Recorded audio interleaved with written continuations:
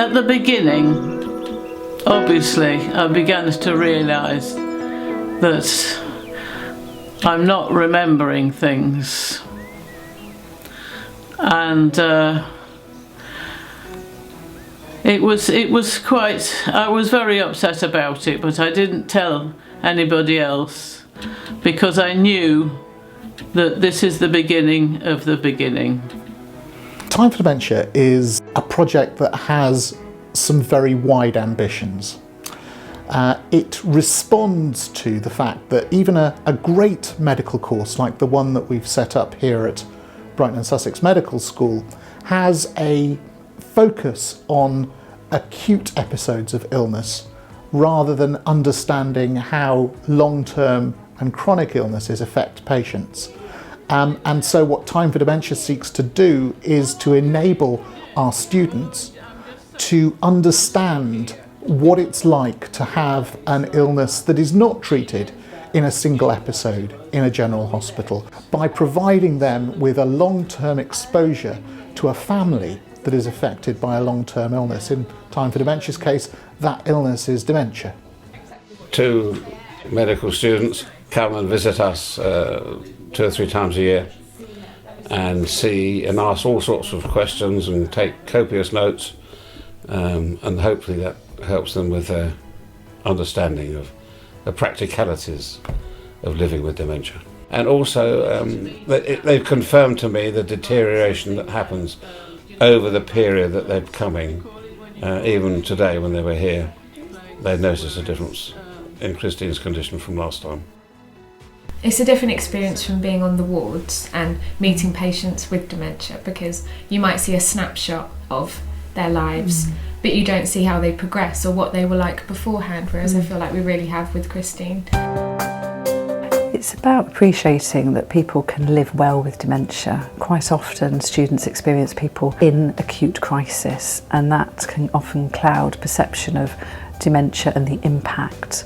And actually visiting people at home, seeing how well they live with dementia, with the support of carers, is really valuable. It's very hard to get that across when you're trying to talk about dementia in terms of lecture or reading about it. That's the thing about this project. We can't teach what they're learning. I think cycling was my first love, and other than Sheila. Certainly talking to some of the students, the learning that has really come out of the visits has been about the carer and the role of the carer in supporting the person with dementia, and actually how that impacts on them in clinical practice situations, and how they now ask the question, how are you coping? Rather than just assuming that they've got a carer, everything's fine, discharge. And it's about looking at the whole rather than just looking at things in isolation. It's not just the person with dementia that's your patient, it's the family around them as well.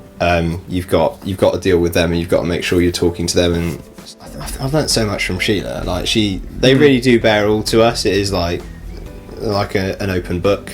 You can't have a better way of learning than going out into the situation, feeling it for yourself.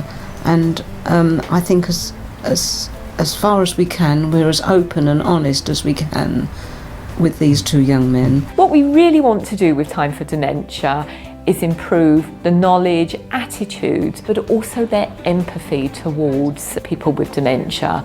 We hope to measure that by asking the students to complete questionnaires, but also through some of the qualitative work we're doing, so some of the interviews and focus group. And we really want to see whether the students can demonstrate to us an ability to really put themselves in the shoes of the person with dementia or their carers.